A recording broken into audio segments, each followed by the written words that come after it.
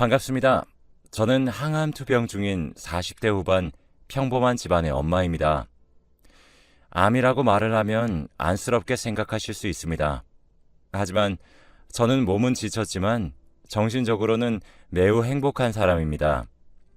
어떻게 항암으로 투병 중인데 행복한 것인지 거짓말 아니겠냐고도 생각을 하실 수 있겠지만 저에겐 눈에 넣어도 아프지 않을 딸아이와 옆에서 항상 간호를 해주는 저의 남편이 있기 때문에 행복한 삶을 살고 있습니다. 남편과 저는 어렸을 때 부모님을 두 분 다 잃고 혼자로 지내오다가 한 기업의 공장에서 동료로 만나게 되었습니다. 그렇게 2년의 연애 끝에 저희는 서로 마음이 맞아서 결혼을 하였고, 결혼을 하고 허니문으로 지금의 딸을 낳았습니다. 이때부터 저의 삶에 조금 다른 변화가 오기 시작을 했습니다. 남편과 저는 술과 담배를 일절하지 않습니다. 그런데 어떠한 이유 때문인지 저희 딸은 일반 평범한 사람들과는 조금은 다릅니다. 바로 다운 증후군입니다. 아시는 분도 계시겠지만 다운 증후군은 정상인보다 염색체가 한 개 더 많습니다. 특징적인 모양의 얼굴, 손과 발을 갖고 있지만 저에겐 눈에 넣어도 아프지 않은 아주 소중한 딸입니다. 남편과 저는 앞으로 첫애를 잘 키울 수 있을까 하는 걱정이 있었지만 정성을 다해 아주 예쁘게 키웠습니다. 그렇게 제 딸이 특수학교를 입학을 하였을 때 제 몸에 이상 증세가 보이기 시작했습니다. 맨 처음에는 그냥 오늘 피곤해서 그런가 하는 생각이 들었지만 무시하며 저와 남편 모두 식품 공장에서 열심히 일을 했습니다. 그러다가 가슴에 멍울이 만져지는 것입니다. 그러면서 피가 살짝 묻어 있더라고요. 놀란 마음을 가라앉히고 그 다음날 곧바로 병원으로 향했습니다. 유방암이라고 조금은 의심을 했지만 그 의심이 확신으로 변하는 순간 저는 인생이 끝날 것만 같았습니다. 의사 선생님께서 이렇게까지 암덩어리가 커졌는데 그동안 많이 힘드시진 않았나요? 덩어리가 겨드랑이에서도 만져집니다. 라는 말씀을 하셨고 저는 이 사실을 남편에게 어떻게 말을 해야 하나 싶었습니다. 왜냐하면 제가 유방암 판정을 받기 며칠 전에 남편이 공장에서 사고를 당하는 바람에 왼팔이 잘려나가는 일이 있었기 때문이죠. 남편이 저에게 말은 안 했지만 어떠한 생각을 갖고 있는지 다른 동료 친구에게 이야기를 들었기 때문에 남편은 남편대로 힘들 것이라고 생각을 했습니다. 그래서 저는 잠깐 혼자 여행을 다녀오겠다는 핑계를 대며 수술 예정 날짜를 잡기로 하였습니다. 그런데 수술을 하려면 보호자 동의가 필요하기 때문에 저의 유일한 배우자인 남편이 무조건 알아야 되는 상황이 와버린 것입니다. 무슨 일이든 솔직하게 말을 하는 것을 좋아하는 저는 일이 끝나고 집에 와서 쉬는 남편 옆으로 가만히 앉았습니다. 여보, 나 요즘 몸이 이상해서 병원 가서 검사를 받고 왔는데 유방암이래. 라고 말하는 순간 남편이 저를 왈락 안은 다음 눈물을 흘렸습니다. 딸도 아프고 남편도 몸이 편하지 않은 상태에 저까지 이렇게 아파버리니 남편에게 말을 하게 되면 되게 좋지 않은 반응이 나올 것이라고 생각을 했지만 제가 남편을 너무 잘못 평가를 한 것인지 저의 예상과는 너무 달랐습니다. 예상하지 못한 남편의 반응에 저도 모르게 눈물이 났고 남편에게 수술 날짜를 잡아야 한다고 말을 했습니다. 그래서 저는 결국 수술을 하게 되었죠. 수술 후에는 약도 복용을 하면서 아주 상황이 호전되는 나날들을 보내게 되었습니다. 어느 날은 딸이 특수학교를 다니면서 아주 밝은 학교 생활을 하고 있다는 선생님의 말씀을 듣고 이제 내 삶에도 긍정적인 날이 있긴 하구나 라는 생각이 들었습니다. 그렇게 선생님과 면담을 한 후 오랜만에 딸과 같이 목욕탕을 갔습니다. 오랜만에 엄마랑 깨끗하게 씻고 오자. 정상인들과는 생김새가 조금 다른 것 때문에 시선이 느껴지지만 저의 딸은 남들과 다른 것이지 틀린 것이 아니라는 생각을 항상 하고 다녔기 때문에 이제 그 정도의 시선은 정말 아무렇지도 않았습니다. 목욕탕에 도착해서 딸과 같이 씻으며 등도 밀어주고 있던 그때 딸의 몸에서 멍자국과 누군가에게 꼬집힌 흔적이 있었습니다. 딸, 이거 누가 그랬어? 라는 말에 딸은 이상하게 눈치를 살피더니 선생님이 내가 문제 틀려서 혼내는 거라고 다른 사람한테 말하지 말라고 그랬는데 엄마라서 말해주는 거야? 비밀이야? 라는 말을 저에게 하는 순간 아주 피가 거꾸로 솟는 것 같았습니다. 저는 아픈 아이에게 옛날에 제가 학교 다니던 시절이면 모를까 요즘 시대에 아픈 아이들이 다니는 특수학교에서 교사가 애들을 이런 식으로 체벌을 한다는 것이 가당키나 한 일인가 했죠. 그래서 선생님께 바로 따지기보다는 혹시 우리 딸 말고 다른 피해자가 있진 않은가 일도 마다하고 학부모님들을 직접 찾아뵈었습니다. 특수학교 다니는 애들의 부모님의 몸이 편찮으신 것을 알고 그랬는지 애초에 항의를 해도 무시하려는 것이었는진 모르겠지만 저희 딸 말고도 5명 정도의 피해를 당한 아이들을 찾게 되었습니다. 여러 명의 증언을 토대로 이대로 가만히 있어서는 안 되겠다 생각을 했지만 고소해서 변호사까지 고용할 돈의 능력을 갖고 있지 못했기 때문에 차라리 망신이라도 주자라는 생각을 했고 SNS에 글을 올리고 그 특수학교 교장 선생님을 찾아뵈었습니다. 그러자 그 교장 선생님께서는 그 선생님 바로 해고시킬 테니까 제발 그 게시물 좀 내려주시면 감사하겠습니다. 라는 말씀을 하셨고 몇 달 동안이나 이러한 아픔을 견뎌온 아이들에게 오히려 제가 더 미안한 마음이 들었습니다. 제 딸은 물론 다른 아이들에게도 조금 더 관심을 기울였더라면 조금은 더 일찍 알아챌 수 있지 않았을까라는 죄책감도 들었습니다. 그렇게 남편에게도 이 사실을 알렸습니다. 남편은 부당한 것은 못 참고 결심하고 다짐한 것은 무조건 행동으로 실행에 옮기는 사람입니다. 안 되겠어.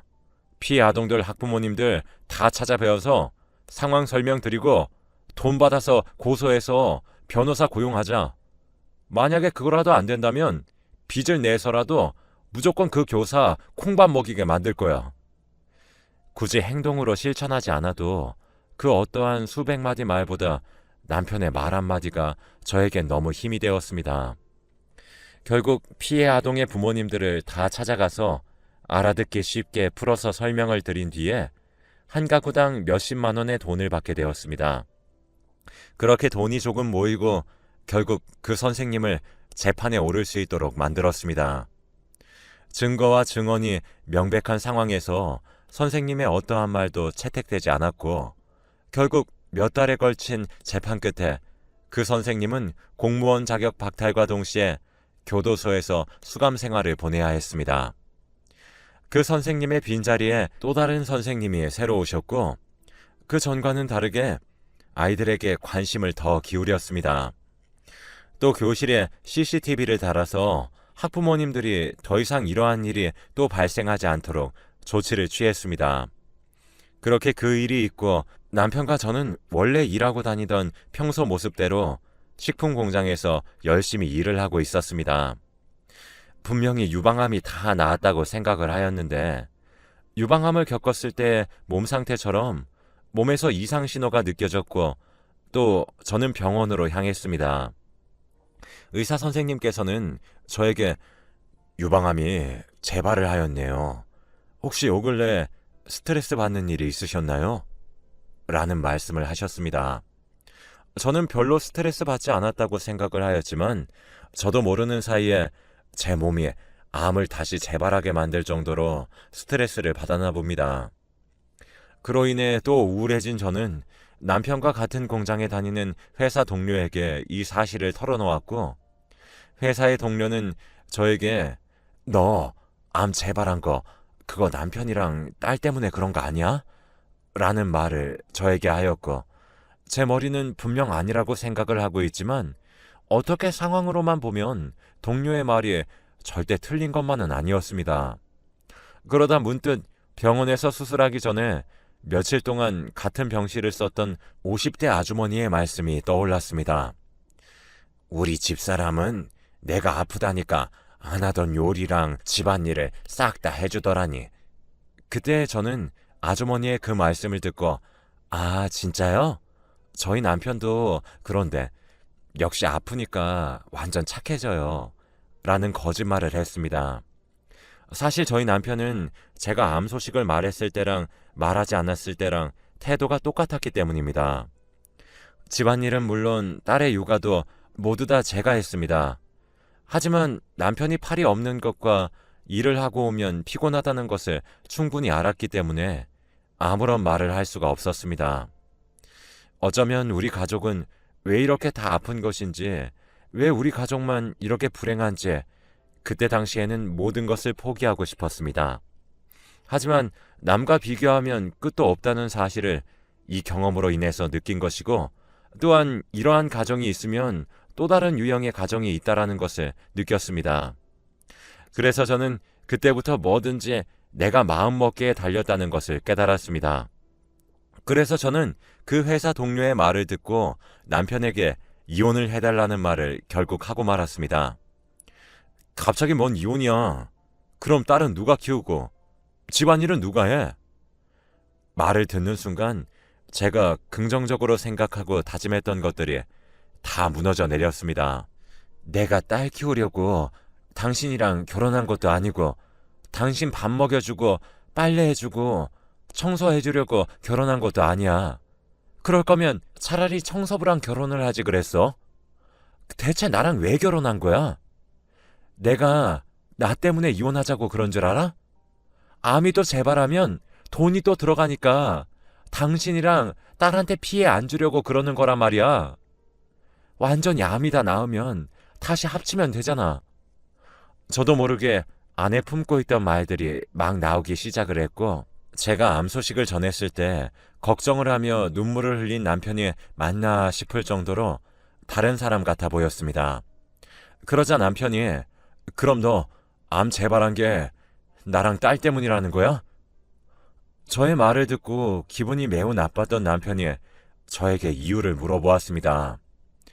내가 그걸 어떻게 알아? 당신이랑 딸 때문이거나 다른 일 때문일지도 모르지. 어쨌든 그럴 수도 있으니까 잠깐 혼자 살겠다는 거잖아. 이렇게까지 이해를 못 해주는 남편이 너무 답답했습니다. 물론 저도 암이 재발했다는 이유로 힘든 시간, 행복한 시간을 함께 해온 딸과 남편을 냅두고 혼자 살겠다고 내팽겨치고 나오는 사람이라고 욕을 하셔도 좋습니다. 하지만 제가 살아야 앞으로 제가 사랑하는 가족과 더 오래 있을 날이 많아지니 남편을 한 달 정도 설득을 했습니다. 남편은 저에게 그래, 나 같은 사람 만나서 제대로 호화로운 생활도 못 해봤는데 이제라도 당신 하고 싶은 거 해. 일부러 내가 당신 암 재발하게 만든 것 같네. 미안해. 라고 저에게 말하였고, 결국 저희는 저의 암이 다 치유가 되면 다시 합치기로 하고 합의 이혼을 진행했습니다. 2달에 한 번씩 남편과 딸을 만나서 밥을 먹는 것 빼고는 항암 치료를 열심히 했습니다. 금주는 물론 꾸준히 운동을 하면서 의사 선생님과 간호사 선생님의 말씀을 잘 따랐습니다. 그 결과 제가 간절히 바랬을까 1년 6개월이라는 시간이 흐르고 저의 유방암이 다른 장기로 전이되지 않고 무사히 회복을 할 수 있었습니다. 약속대로 이 기쁜 소식을 남편에게 전하기 위해서 바로 원래 같이 살던 집으로 갔지만 그 집에는 다른 사람이 살고 있었습니다. 누구신데 우리 집 현관문 비밀번호를 그렇게 치세요? 계속 이런 식으로 하시면 경찰에 신고할 테니까 얼른 돌아가세요. 뭐야, 진짜 재수없게. 좋은 소식을 듣고 다 같이 기뻐할 생각만을 갖고 집으로 향했는데 이게 무슨 마른 하늘에 날벼락 같은 일이 생기나 싶었습니다. 그래서 저는 문득 남편과 제가 같이 다니던 식품 공장으로 향했고 거기서 저의 동료 친구를 만날 수 있었습니다. 혹시 내 남편 여기 그만뒀어? 라는 질문을 했고 그 동료의 답변을 듣고 저는 이게 도대체 무슨 상황인가 싶었습니다. 에? 너네 이혼은 해도 계속 연락은 하고 지내던 사이 아니었어? 너한테 말도 안 한 거야? 네 남편 여기 그만둔 지 1년도 넘었는데? 머릿속이 새하얗게 변했습니다. 그리고 나서 생각이 난 것이 딸의 학교였습니다. 딸이 다니던 특수학교를 찾아갔더니 모양이 안 나온 지 한 6개월 정도 되었습니다. 어느 날 갑자기 아버지가 이사를 갈 거라고 이제 여기 못 나온다고 그러시길래 그냥 그런 줄로만 알고 있었는데 모르고 계셨어요? 생각을 해보니 원래 2달마다 만나서 같이 밥을 먹던 남편이 언제부터인가 회식이 있다, 오늘은 바쁘다 라는 핑계로 안 만나게 시작을 했습니다. 저는 그 누구에게도 남편과 딸의 행방을 알 길이 없어 경찰에 실종 신고를 하였고 망연자실하며 살다가 한 달 정도 지났을 무렵 경찰서에서 연락이 왔습니다. 남편은 아직 못 찾았는데 딸은 어머니 집에서 한 30분 정도 거리에 있는 모 고아원에 있다고 합니다. 이 말을 전해 들은 저는 도대체 그렇게 남편이 딸을 아꼈는데 왜 고아원에 냅두고 간 것인지 정말 제 머리로는 이해가 가지 않았고 이해를 하고 싶지도 않았습니다. 저는 일단 고아원에 있는 딸을 데리고 나왔고 이대로 정말 남편을 찾지 않으면 큰일이 날지도 모르겠다는 생각이 들었습니다. 그래서 무작정 경찰관의 말만 기다리고 있을 수는 없었습니다. 그래서 평소에 남편이 친하게 지내던 공장 회사 동료와 자주 가던 빵집으로 향했습니다. 일주일 정도 남편의 행적을 통해 쫓던 중 새로운 사실을 발견했습니다. 남편이 저와 헤어지고 일주일도 되지 않아서 어렸을 때부터 지금까지 평생 모아온 돈을 현금으로 인출한 사실을 알게 되었습니다. 그렇게 남편 찾는 것에 시간을 보내던 날 밤에 오랜만에 딸과 함께 잠자리에 들며 오랜만에 만났으니 그동안 별일 없었냐고 물었습니다. 그랬더니 딸은 갑자기 아빠가 나 버리면서 막 다른 여자랑 살 거라고 얘기했어요. 대뜸 의미심장한 말을 남긴 딸. 대체 이게 무슨 말인가 싶었습니다. 저는 딸에게 그 이야기를 듣고 날이 밝자마자 경찰서로 향했습니다. 경찰관에게 제가 딸에게 들은 이야기를 다 말씀드렸고 일단은 좀 더 알아보겠다는 답변을 주셨습니다. 그래서 기다리는 동안 지금까지 딸에게 해주지 못했던 것들을 해주며 시간을 2주 정도 보냈을 때 경찰관에게서 전화가 왔습니다. 남편 찾은 것 같으니까 얼른 서로 와주세요. 그 말을 들은 저는 신발을 제대로 신을 정신도 없이 경찰서로 향했습니다. 경찰서에 도착을 했을 때 남편에게 물어보고 싶은 것들도 완전 많아서 머릿속으로 뭐부터 물어봐야 될까 하는 생각과 드디어 남편의 얼굴을 본다는 생각에 들떠서 경찰서에 도착을 했지만 제 남편은 그 어디에도 있지 않았습니다. 남편 찾았다고 그래서 급하게 왔는데 제 남편 대체 어디 있고 왜 형사님만 계세요? 라는 저의 물음에 경찰관은 몇 초 동안 머뭇거리시며 말을 못하셨습니다. 왜요? 무슨 일이시길래 말씀을 안 하시는 거예요? 대체 아무런 이야기라도 좋으니까 대답 좀 해주세요. 그러자 경찰관은 저에게 돌아가셨습니다. 라는 말씀을 저에게 하셨습니다. 대체 왜 죽었고 어디서 죽었는지 궁금한 것이 정말 많았지만 일단 제일 궁금한 것은 시체든 살아있든 뭐든 남편의 행적이 제일 궁금했습니다. 그럼 제 남편의 시체는요? 죽었다는 증거가 있긴 해요? 라는 말을 하자 갑자기 저에게 손짓으로 누군가를 가리켰습니다. 저 사람이 죽였다고 자백을 했어요. 그래서 누구인지 경찰관의 손끝을 향해서 보았더니 제가 유방암에 걸렸을 때 이혼을 하라고 그러던 저의 동료이자 친구였습니다. 야, 너 뭐야? 대체 왜 여기 있는데? 너가 왜 여기 있어? 너가 내 남편 죽인 거 맞아? 왜 죽였어? 정말 남편이 갑자기 죽은 사실도 당황스러웠지만 내 주위 사람이 내 남편을 죽였다니 정말 상상도 하지 못했습니다. 알고 보니 2달마다 만나기로 했지만 매번 못 나간다 문자를 보내던 사람은 그 친구가 보낸 것이었습니다. 그 친구에게 왜 죽였냐고 물어보자 몇 분 동안 대답을 안 하더니 드디어 입을 뗐습니다. 너와 이혼을 하고 나서 항상 일을 하러 오면 나한테 항상 힘들다고 얘기를 했어.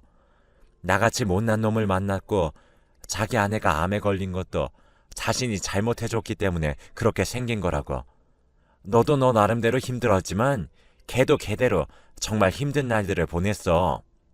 하루 세 끼 제대로 밥을 챙겨 먹지도 못하고 팔이 그러니까 자기 몸 챙기는 것도 힘든데 딸까지 챙기려고 하니까 너무 힘이 들었던 거지. 그래서 내가 너 딸 고아원에 넣는 거 어떻겠냐고 내가 제안한 거야. 그리고 딸한테 나중에 누군가가 와서 너한테 아빠 어딨냐고 물어보면 어떤 여자랑 바람났다고 말을 하라고 그랬어. 그래야지 욕이라도 하면서 나를 안 찾을 거라고 그러더라. 어쨌든 다 네 남편이 시켜서 한 짓이야. 오히려 이렇게 너가 암이 다 낫게 되어도 다시 자기한테 돌아오면 이번엔 암이 아닌 더 큰 사고가 생길지도 모른다면서 이야기를 하더라. 정말 긍정적이게 얘기를 해줘도 뭐든지 안 될 거라면서 우울하게만 받아들이더라고. 근데 내가 거기다가 당사자도 아닌데 뭐라고 이야기를 해? 너가 겪어보지도 않았으면서 조용히 하라고 오히려 나한테 뭐라고 그러더라. 그러면서 자기 좀 죽여달라고. 나도 요즘 우울했어서 그냥 같이 죽으려고 그랬는데 나만 살아난 거야. 근데 내가 그런 일을 겪고 발을 뻗고 잘 수가 있어야 말이지. 라는 말을 들은 저는 그 동료에게도 정말 화가 났지만 모든 것을 제 남편이 자진해서 한 것이라니 매우 당황을 했습니다. 그래도 너가 살았으면 정신 차리고 내 남편도 데리고 나왔어야 되는 거 아니야? 어떻게 너만 나올 생각을 해? 라고 하자 동료는 이 말을 할 줄 예상을 했던 것인지 지 혼자 살자고 지 남편이랑 딸 버리고 갈 땐 언제고 이제 와서 네 남편이래? 결국 저와 동료는 싸움이 붙게 되었고 어찌저찌 해서 남편 장례도 치르고 시간이 어느 정도 흐르게 되었습니다. 이제 남편도 없이 혼자 딸아이를 어떻게 키워야 하나 앞날이 막막한 어느 날 집 청소를 하다가 장롱에서 배낭 가방을 하나 발견했는데 그 가방 안에는 로또 용지만 수백 장이 있었고 얼추 세어보니 현금으로 1,000만 원 정도 되는 금액의 로또가 뭉탱이로 들어가 있었던 것입니다. 가방 안에 편지도 하나 있었는데 읽어보니 여보, 이 편지를 읽게 된다면 나는 아마 세상에 없을 테지. 한쪽 팔 없는 남자가 이제는 더 이상 직장을 구하기도 힘들고 밥만 먹고 돈만 축 낼 것 같네. 딸아이를 나 혼자 키우기도 힘들어서 고아원에 잠시 맡겼어. 그래서 내게 마지막 남은 전 재산으로 전국을 떠돌며 로또 명당을 찾아가 10만 원씩 당첨자가 많이 나온 지점을 찾아다니며 1,000만 원가량 로또를 샀네. 이게 내 마지막 희망이자 당신을 위한 거야. 부디 좋은 일이 생기고 항상 행복하길 바래. 라는 짧은 편지가 가방 안에 있었습니다.